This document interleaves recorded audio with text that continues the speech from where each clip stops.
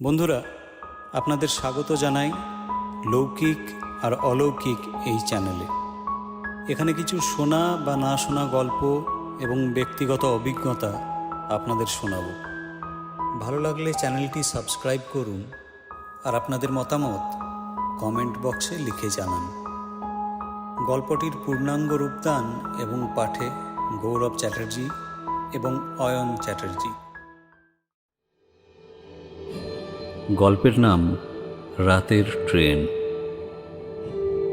গল্পটি যদি অন্য কারোর মুখে শুনতাম তাহলে হয়তো বিশ্বাস করতাম না, তবে যিনি এই গল্পের বক্তা তিনি নিতান্তই নিরীহ ব্যক্তি আর যতদূর জানি মিথ্যুক নন। যাই হোক, অভিজ্ঞতাটি যে অদ্ভুত তা শুনলেই বুঝতে পারবেন। আসুন শুরু করা যাক। আমি আর আমার বন্ধু সৌমেন মাঝে মাঝেই ইন্টারভিউ দিতে আর কাজের সন্ধানে বর্ধমান, কলকাতা ইত্যাদি জায়গা যেতাম। তখন সবে কলেজ শেষ করেছি, উদ্যমই আলাদা। ভোরের ট্রেনে গিয়ে ইন্টারভিউ দিয়ে ফিরতাম সেই বিকেল 4টের ট্রেনে। ওটা আমাদের লাইনের 7:40 শেষ বাসটা ধরাতো। বাড়ি ফিরতে সেই 9টা 10টা। এরকম একদিন একটা সেলসের ইন্টারভিউ দিতে গেছিলাম। সৌমেন কিছুটা আশ্বাস পেলেও আমারটা হলো না। তবে সেই বয়সে নিরাশা স্থায়ী হতো না। ট্রেনে উঠে ঝালমুড়ি খেতে খেতে সব ভুলে গেলাম। মুখোমুখি জানলার ধারে সিটও পেয়ে গেছি। ট্রেনও চলছে স্বাভাবিক গতিতে, কিন্তু বাজ সাধল বিধি। কাজলার পরে একটা জায়গায় ট্রেন দাঁড়িয়ে গেল ঝাড়া 2.5 ঘন্টা। কি একটা স্থানীয় গণ্ডগোলের প্রতিবাদে রাজনৈতিক দলের লোকজন রেল লাইন অবরোধ করেছে। বুঝলাম লাস্ট বাসটাও মিস হবে। বন্ধু বলল, আমার মাসির বাড়ি যাই, সাঁইথিয়া। যেমন ভাবনা তেমনি কাজ। সাঁইথিয়া স্টেশনে নেমে যখন মাসির বাড়ি ঢুকলাম তখন রাত 9:30। পৌষ মাস, কনকনে ঠান্ডায় ওদের বাড়ি পৌঁছে যখন ঝাল ঝাল ডিমের কারি আর আলু পোস্ত দিয়ে গরম ভাতগুলো পেলাম, নিমেষের মধ্যেই খতম করে ফেললাম। কি সুস্বাদু যে লাগলো বলে বোঝানো যাবে না। ওদের দুটো মাত্র ঘরের মধ্যে একটাতে আমাদের শোবার ব্যবস্থা হয়েছে। আমরাও শোবার জন্য প্রস্তুত হচ্ছি, এমন সময় বন্ধুর মেসোমশাই আমাদের ঘরে ঢুকলেন। পাতলা ছিপছিপে গড়ন, বেঁটে বলা যায়, গোঁপ মোটা আর মাথায় চওড়া টাক। স্থানীয় প্রাইমারি স্কুলে শিক্ষকতা করেন। অমায়িক লোক, শান্ত আর নির্বিরোধী। ঘরে ঢুকে পাশের চেয়ারটাতে বসার আগে কিছু যেন একটা ভাবলেন, তারপর ধীরে ধীরে বসে পড়লেন। আমায় জিজ্ঞেস করলেন, বাবা, তোমার কোনো অসুবিধে হয়নি তো? না না, অসুবিধে কেন হবে? এত সুন্দর খাবার খেলাম, শোবার জন্য এত আরামদায়ক জায়গা পেলাম, শীতের রাতে আর কি চাই? বাহ বাহ, ভালো ভালো। তারপর এ কথা ও কথার পর বললেন, বাবা, তোমাদের একটা কথা বলি, কিছু মনে করো না। না না, মনে করব কেন, বলুন না। বলছি, এখানে যখন আসবে তো রাতের শেষ লোকালটাতে যেন কখনো এসো না বাবা। জিজ্ঞেস করলাম, কেন বলুন তো? দেখো, এসব হয়তো তোমরা বিশ্বাস করবে না, তবে নিজের অভিজ্ঞতা থেকে বলছি, বিপদে পড়তে পারো। কীরকম বিপদ? চোর ছ্যাঁচর নাকি? আমতা আমতা করে বললেন, না, মানে অপদেবতা, অশরীরী, ভূত এসবে বিশ্বাস করো? বললাম, ভেবে দেখিনি কখনো। কি ঘটেছিল একটু বলুন। তোমরা ক্লান্ত আছো, পরে বলবো না হয়। বিশ্বাস করি বা না করি, এই সব গল্প শুনতে কি আর খারাপ লাগে? যতই ক্লান্ত থাকি, ক্লান্তি আর ঘুম কোথায় যেন উড়ে গেল। জোর করেই বললাম, একদম ক্লান্ত নেই, বলুন না। বলুন, আর শুনলে হয়তো মনে থাকবে আর সাবধান থাকতে পারবো। সৌমেনও খুব আগ্রহী হলো। উনি হেসে বললেন, আচ্ছা আচ্ছা, শোনো তবে। এই সৌমেন জানে আমি চাকরিটা খুব দেরিতে পেয়েছি। আমার যখন প্রায় 40, তখন বাবার চাকরি তো এটা। বাবা অসময়ে মারা যাওয়ার পর অনেক দিন লেগে থাকার পর এটা পাই। ততদিন তো আর বসে থাকতে পারি না। আর শিক্ষিত ছেলে মেয়েদের তখন একটাই ভরসা, এই প্রাইভেট টিউশন করা। আমার এক দূর সম্পর্কের মামা দুর্গাপুরে থাকতেন। তিনি কিছু ছাত্র জোগাড় করে দিয়েছিলেন, তাই পড়াতাম। ছাত্র সংখ্যাও বাড়ছিল। শনিবার একবেলা পড়িয়ে এই শেষের ট্রেনেই বাড়ি আসতাম। রবিবার থেকে আবার সোমবার সকালের ট্রেনটা ধরতাম। এই রকম একবার অঘ্রাণের মাঝামাঝি কালী পুজোতে আসছি। এই তোমাদের মতন আমারও ট্রেন লেট হয়ে গেছিল। বর্ধমানে কিছু একটা ছাত্র আন্দোলন চলছিল। ফিরেই যেতাম, কিন্তু কাল কালী পুজো, আর ছাত্রদেরকে তো ছুটিও দিয়ে দিয়েছি 4 দিনের। তাই ঠিক করলাম চলেই যাই। বাড়িতে 2 দিন উৎসবে মজা করে কাটাবো। শেষের ট্রেনটা আমাদের এদিকে এমনিতেই প্যাসেঞ্জার কম, তখন আরও কম থাকতো। সিট সহজেই পেয়ে যেতাম। দুর্গাপুরে যখন ট্রেন পেলাম তখনই বাজছে 9:30। ঘুটঘুটে অন্ধকার। কিন্তু এ কি, ট্রেন এসে দাঁড়াতে দেখি ট্রেনে যে যাত্রী নেই। আমাকে নিয়ে পুরো বগিতে হাতে গোনা 7 লোক। আসলে তখন দিনকাল এত ভয়ঙ্কর ছিল না, মানুষজনের এত তাড়াই ছিল না। রোজগার সামান্য থাকলেও ওতেই মানুষ খুশি হয়ে কাটাতে পারত। মোটা ভাত, মোটা কাপড় আর কুঁড়ে ঘর, ব্যাস এতেই খুশি। তাই শেষের গাড়ি লেট করলে সেদিন যাতায়াত অনেক মানুষ বাতিলই করে দিত, পরের দিন যেত। যাই হোক, ট্রেনে চেপে জানলার ধারে একটা সিট দখল করে বসলাম। ময়লা জামা কাপড়ের থলিটা পায়ের গোড়ায় রেখে জানলার দিকে মুখ বাড়িয়ে দেখতে লাগলাম। ট্রেন চলতে শুরু করলো। তখন অঘ্রাণে ভালো ঠান্ডা পড়ত। বেশিক্ষণ জানলা খোলা রাখার দায় হয়ে গেল। হুড় করে যা ঠান্ডা হাওয়া ঢুকছে। জানলার কাঁচ নামিয়ে চাদর মুড়ি দিয়ে ঠেস দিয়ে বসলাম। চোখ বন্ধ হয়ে আসছে ঘুমে। সেই ভোরবেলা থেকে উঠি, তারপর তো সেই বকবক করে বকা। পকেটে 60-70-এর বেশি টাকা নেই, তাই নির্ভয়ে ঘুমিয়ে পড়লাম। ট্রেন চলছে ভালোই। মাঝে মাঝে স্টেশন এলে লোকজন নামছে বেশি, চড়ছে কম। পাণ্ডবেশ্বরে যখন চাওয়ালার ডাকে ঘুম ভাঙল, তখন দেখি পুরো বগিতে আমি ছাড়া আর লোক নেই। চা আমি খাই না, আর তাছাড়া এমন সুন্দর ঘুমটা চটে যাক সেটাও চাইছিলাম না। তাই চাওয়ালাকে ফিরিয়ে দিয়ে আবার চোখ বন্ধ করলাম। ট্রেন ছাড়ার নিমেষের মধ্যে আবার ঘুমিয়ে পড়লাম। কতক্ষণ ঘুমিয়েছি জানি না। হঠাৎ কেমন একটা অস্বস্তিতে ঘুমটা যেন ভেঙে গেল। তাকিয়ে দেখি ট্রেনটা দাঁড়িয়েছে। জানলার কাঁচ তুলে কোন স্টেশন সেটা দেখার চেষ্টা করতে বুঝলাম ট্রেনটা একটা ফাঁকা মাঠের মতন জায়গাতে দাঁড়িয়েছে। বাইরে অন্ধকার, তবুও তাকিয়ে রইলাম। আহ, কি সুন্দর পাকা ধানের গন্ধ আসছে। জোনাকির ঝাঁক জ্বলছে ঝোপে ঝোপে। গ্রাম বাংলার প্রকৃতির রূপ মাঝে মাঝেই আশ্চর্য করে। যখনই ভাবি সব চেনা, সবই তো দেখেছি, তখনই হঠাৎ একদিন এমন শোভা চোখে পড়ে যা এমনিতে হয়তো সামান্য, কিন্তু যে অবস্থায় তা তুমি দেখছো তা অবর্ণনীয় হয়ে যায়। মনে হয় টাকা কড়ি এসবের কাছে তুচ্ছ। অন্ধকার চোখ সয়ে গেছে। দূরে বিস্তীর্ণ মাঠের একপাশে ছোট দ্বীপের মতন কয়েকটা বড় বড় গাছ আর কয়েকটা উঁচু উঁচু ঢিবি দেখা যাচ্ছে। জোনাকির ঝাঁক ওখানে সব থেকে বেশি। হঠাৎ একটা ঝটকা মেরে ট্রেনটা আওয়াজ করে আস্তে আস্তে ছাড়ল।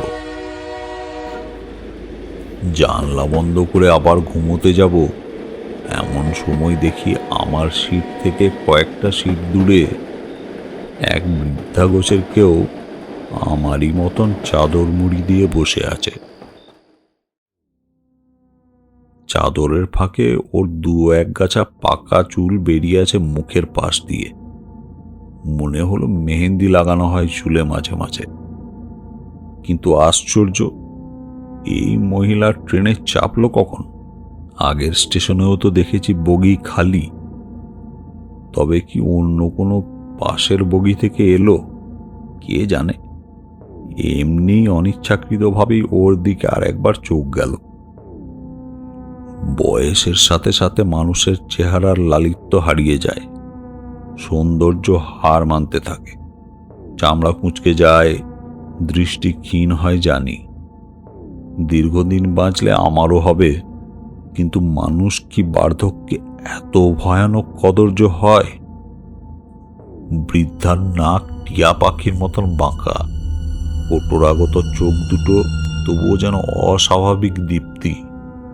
চোয়াল দুটো পাতলা, সোজা হয়ে এসে চিবুকের কাছে মিশেছে, আর চিবুকটাকে যেন ঠেলে বাইরে নিয়ে এসে ছোঁচালো করে ফেলেছে।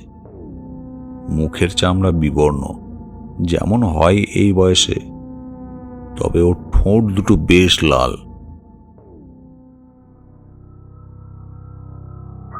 চমকে উঠলাম এইবার। হাসছে নাকি মহিলা? ওর মুখটা তো নিচের দিকে ঝুঁকে আছে, তবে হাসছে কেন? ভাবলাম ওর ঠোঁটের গঠনটাই কি এইরকম? বুড়িটা একটুও নড়ছে না, জড় পদার্থের মতন একইভাবে বসেই আছে। ওর পাশের জানলাটাও খোলা রয়েছে। ওর কি শীত করে না নাকি? ভাবলাম মাথার ঠিক নেই বোধহয়। তাছাড়া এই বয়সে এত রাত্রে একা একা কোথায় যায়? যাগে, আমি অন্যদিকে মন দিলাম। চোখ দুটো বন্ধ করতে চাইছি, ঘুম ঘুম ভাবটাও এসেছে আবার। তবুও কেমন যেন একটা অস্বস্তিতে ঘুমোতে পারছি না। খানিকক্ষণ চোখ বন্ধ করেছিলাম তবুও, কিন্তু মিনিট পাঁচেক পরে আবার চোখ খুললাম। বুড়ির দিকেই চোখ যাচ্ছে। আবার চোখ যেতেই দেখি বুড়ি এবার আমার দিকেই তাকিয়ে আছে। সেই হাসি হাসি মুখ। পাগল নাকি? পাগলই তো মনে হচ্ছে। মুখটা যেন আরো বীভৎস দেখাচ্ছে। ভাবলাম বেশি পাত্তা না দিয়ে চোখ বুজে থাকি। তাই করলাম। আরো মিনিট 10 কাটলো। ট্রেন আবার গতিতে চলছে, জোরালো শব্দ করে, মাঝে মাঝে আওয়াজ করে আশেপাশের গ্রামগুলোকে জাগিয়ে দিয়ে যাচ্ছে।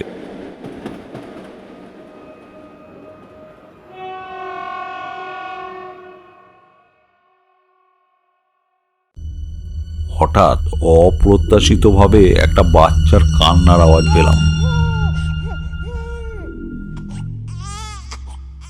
হ্যাঁ, পরিষ্কার কান্নার আওয়াজ, এবং সেটা আসছে এই বগি থেকেই। প্রথমে গ্রাহ্য করিনি, পাশের কামরাতেও তো হতে পারে। আর তাছাড়া বাচ্চা থাকলে মাও তো থাকবে। কিন্তু না, এ তো এক নাগারে কেঁদে যাচ্ছে। অনিচ্ছা সত্ত্বেও সিট ছেড়ে উঠলাম। আওয়াজের উৎস মনে হলো আমার পেছনের কোনো এক সিটে আছে। খুঁজতে গিয়ে দেখি আমার সিটের পেছনে 5-6 সিট পরে একটা সিটে শুয়ে শুয়ে কাঁদছে বছর 1.5 একটি শিশু, ছেলে সন্তান। পরনে আধময়লা হাফ হাতা চেক শার্ট আর পুরনো কালচে নীল রঙের পায়জামা। আহারে, এত ঠান্ডায় শুধু একটি জামা! বাচ্চাটা তারস্বরে কাঁদছে। কি করব বুঝতে না পেরে ঘাড় ঘুরিয়ে এদিক ওদিক দেখলাম, না, কেউ নেই। বুড়িটাও তো এদিকে আর তাকাচ্ছে না, জানলা দিকে তাকিয়ে বসে আছে। এদিকে ছেলেটাও তো কেঁদেই চলেছে। 7-5 কিছু না ভেবে ছেলেটাকে কোলে তুলে নিলাম, ভালো করে গায়ের চাদরটা মুড়িয়ে দিলাম। ভাবলাম, মানুষের কি মায়া মমতা কিছুই নেই? একটা এইটুকু বাচ্চাকে এইভাবে কেউ ফেলে যেতে পারে? ঠিক করলাম, এর পরিবারের যদি কেউ না আসে তো স্টেশনে নেমে পুলিশের হাতে তুলে দেব। কেমন মায়া মাখানো মুখটা, চাদরের জাঁকে আবার সুন্দর ঘুমিয়ে গেল। ফর্সা রং, বড় বড় চোখ, মাথায় কোঁকড়ানো চুল। কি করে এভাবে কেউ ফেলে গেল? কত মানুষ বাচ্চার জন্য পাগল, আর যার আছে সে এমনি অবহেলায় ফেলে যায়। এই সব ভাবছি, হঠাৎ দেখি কামরার আলোগুলো দপদপ করছে। এরকম কেন? পাশের কামরাতেও কি হচ্ছে নাকি?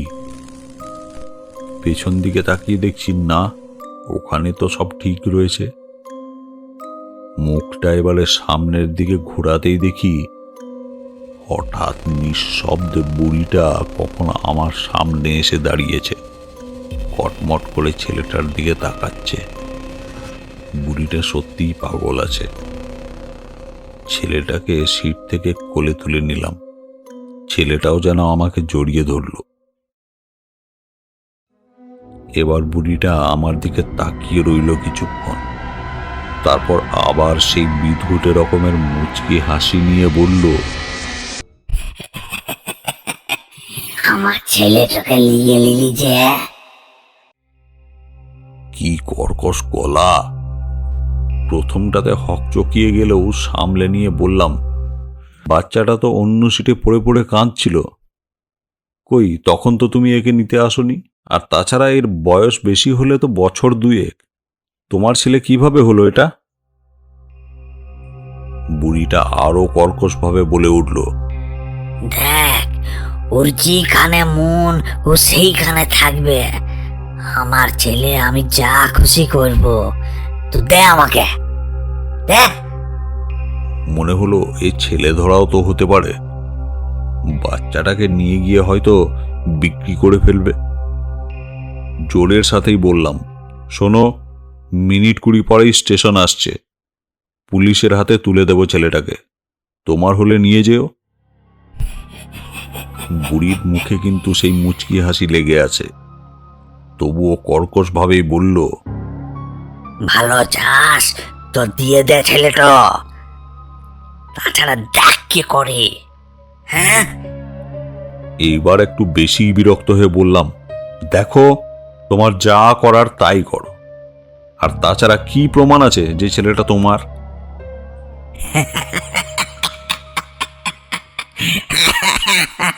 বুড়িটা এবার রহস্যময়ভাবে হেসে উঠল, তারপর বলল, ছেলেটাকে শুদ্ধ, ছেলেটা কার?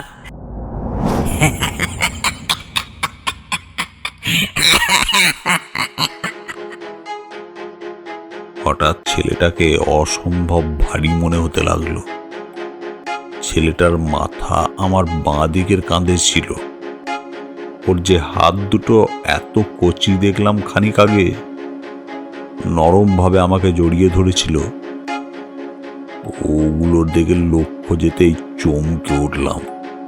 ভারী ভারী লম্বা লম্বা লোমওয়ালা দুটো হাত আমাকে সজোরে চিপে ধরছে। দম বন্ধ হয়ে যাওয়ার জোগাড় হলো। এ তো 50-55 বছরের কোনো লোকের হাত, কিন্তু দেহটা তো তেমনি বাচ্চারই আছে, ছোট।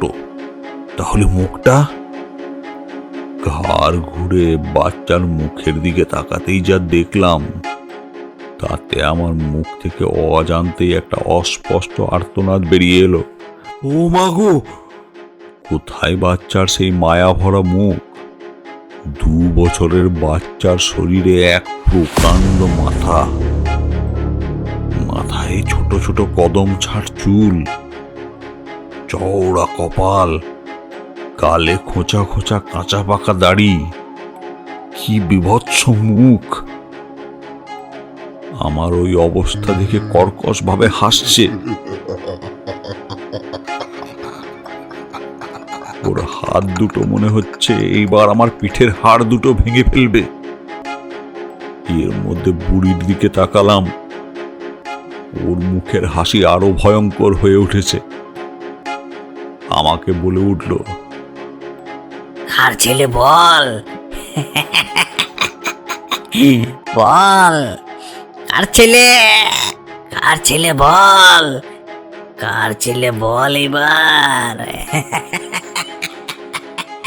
আমার তখন মাথা ঘুরছে, কি করে ছাড় পাবো বুঝতে পারছি না।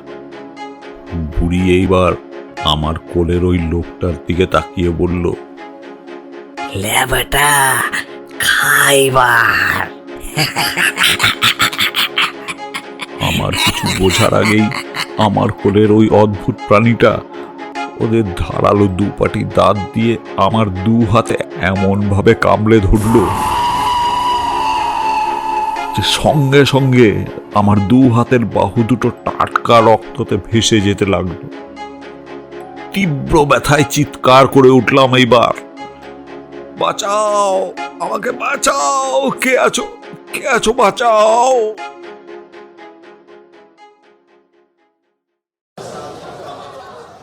কতগুলো লোকের চেঁচানি আর মুখে জলের ছিটে দেওয়াতে জ্ঞান ফিরল আমার। দেখলাম 4-5 জন লোক, বোধহয় ডেলি প্যাসেঞ্জার হবে, আমার সিটের আশেপাশে দাঁড়িয়ে।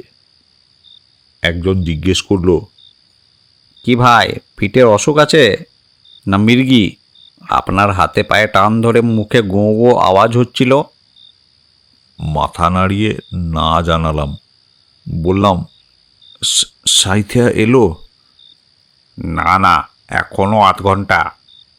আমি টয়লেটে এসেছিলাম পাশের কামরা থেকে। আপনার আওয়াজ পেয়ে তারপর এদেরকে হাঁক দিই। ভয় টয় পেয়েছিলেন নাকি তাহলে? বললাম, কি যে হলো বুঝতে পারলাম না দাদা, স্বপ্ন তো মনে হচ্ছে না এখনো। তারপর সংক্ষেপে যেটা হলো সেটা বললাম। শুনে সবাই মোটামুটি দুঃস্বপ্ন বলেই রায় দিল। দেখলাম হাত দুটোতেও কোনো রক্তের দাগ নেই। আমি এখনো স্বপ্ন কোনটা সত্যি কোনটা সেটা ধাতস্থ করতে পারছি না। তবুও স্টেশনে নেমে বাড়ির জন্য হাঁটছি। এখনো ঘটনার রেশ কাটিয়ে উঠতে পারছি না। ভাবছি, এত স্পষ্ট স্বপ্ন হয়? পেছন থেকে ডাকে চমকে উঠলাম। ও ভাই, শুনছ? দাঁড়াও। দেখলাম যারা আমার পাশে দাঁড়িয়েছিল ওদেরই একজন মাঝবয়সী লোক। কাছে এসে বলল, সবার মাঝে কথাটা বললাম না, মনে আছে ট্রেন একবার এক জায়গাতে মাঠের ধারে দাঁড়িয়েছিল? শুনেছি ওর ধারে পাশে পুরনো একটা কবরস্থান আছে। খালি কামড়াতে একা লোক পেলে মাঝে মধ্যে উঠে পড়ে, ভয় দেখায়। তুমি যে স্বপ্নই দেখেছ সেটা হলপ করে বলতে পারবো না। চলো তোমাকে বাড়ি অবধি এগিয়ে দিয়ে যাই।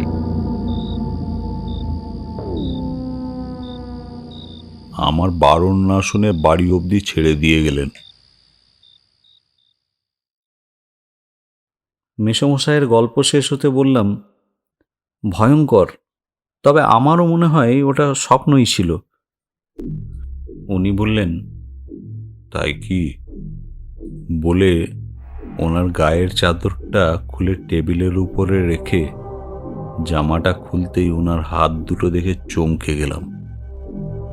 2 কাঁধের বাহুতে 2 বাঁকা বাঁকা কামড়ের দাগ, বড় পশুতে কামড়ালে যেরকম হয় সেই রকম। উনি বললেন, কোনো ব্যথা হয়নি, সেলাই লাগেনি, তবে দাগ দুটো রয়েই গেছে।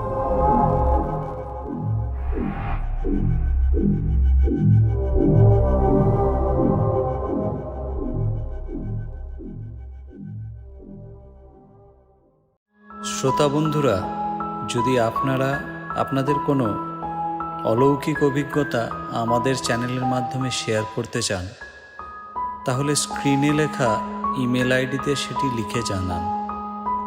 আমরা চেষ্টা করব সেটি শোনানোর। আপনাদের সবাইকে আবার অসংখ্য ধন্যবাদ।